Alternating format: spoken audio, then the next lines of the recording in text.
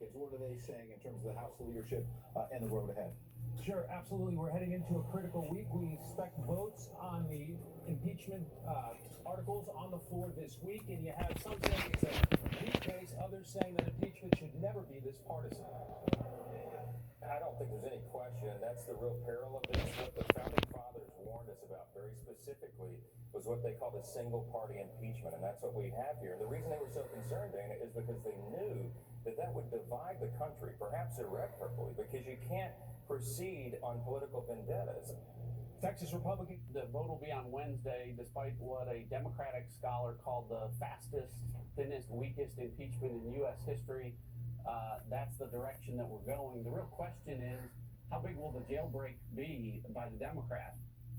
The House Rules Committee set to meet tomorrow ahead of floor votes on the articles of impeachment as soon as Wednesday. Ed? We will all be watching that jailbreak. Mike Emanuel, appreciate the reporting. Team Fox coverage continues. Over to Chief White House correspondent John Roberts, reporting live from the North Lawn. Good afternoon, John.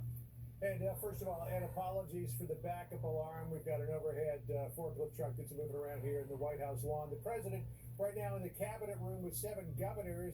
He has been making remarks to the pool. Nothing on impeachment so far. He's been talking about the record stock market, jobs, and getting rid of regulation, which is what this event is about. But as the House continues to build momentum toward the push to vote articles of impeachment against the president pushing back against both the process in the House and then the process to come in the Senate. The president tweeting this morning, quote, "Read the transcripts. The impeachment hoax is the greatest con job in the history of American politics.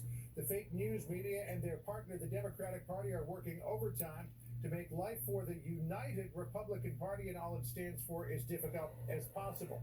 In their impeachment report that was made public this morning, the Democratic majority on the Judiciary Committee sees the situation differently, insisting that the president's dealings with Ukraine warrant his removal from office. Reading partly from the report, President Trump, by such conduct, has demonstrated that he will remain a threat to national security and the Constitution if allowed to remain in office, and has acted in a manner grossly incompatible with self-governance and the rule of law. The president also taking aim at Senator Schumer's statement about wanting the president to get a fair trial in the Senate, which is why the Judiciary Committee, he says, put out that report. The press secretary tweeting today, quote, "Let us hope that fairness will prevail." A laughable quote from Senator Schumer this morning after the Dems released an impeachment report in the middle of the night.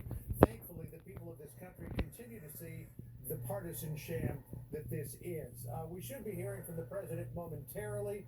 He's going around the wheel right now with the 7 governors and some other state officials who were there. So it will likely be a while before he takes a question about impeachment, but I'm sure that the poll will ask him more.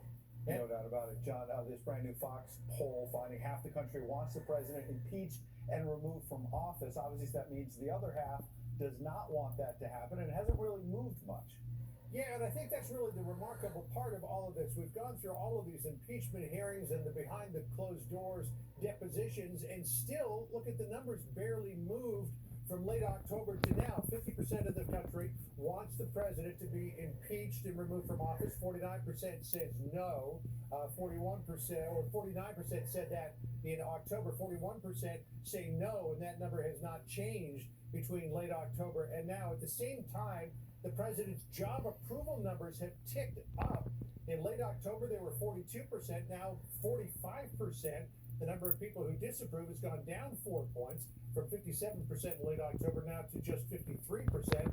So this does not appear to have had much impact on his approval, at the very least, Dad. I mean, his numbers have always been underwater, according to most polls. Rasmussen has him above water, but according to most other polls, he's always been underwater. But favorability rating actually moving up, which would seem to contradict a lot of what we're hearing the Democrats say lately. Up in the middle of the impeachment fight. John, thank you for the reporting. As John mentioned, we may be getting back to the White House in just a few moments, depending on when the president speaks. We're also monitoring the Senate Republican leader, Mitch McConnell, to see if he will respond to Chuck Schumer's remarks. We're on top of that as well. In the meantime, the House set to vote on articles of impeachment later this week. A Senate trial looming. Who are Democrats going to pick to argue their case? The names in the mix. That is next. And as I mentioned, the White House press pool just went into the cabinet room. We're expecting to hear from the president any moment. We'll bring you those comments as they arrive. Attention veterans. With the New Day VA Streamline Refi, you can refinance at near record low rates with no income verification, no appraisal, and nothing out of pocket. One call can save you $2,000. Call 1-800-591-0900. It was in this small little village in Connemara. Right, Connemara it is. There's one gift the whole family can share this holiday season: their story. Give the gift of discovery with an Ancestry DNA kit. Hello, I'm Mike Lindell, and as you know, my passion is to help each and every one of you get the best sleep of your life. That's why I created my new Giza Dreams bed sheets.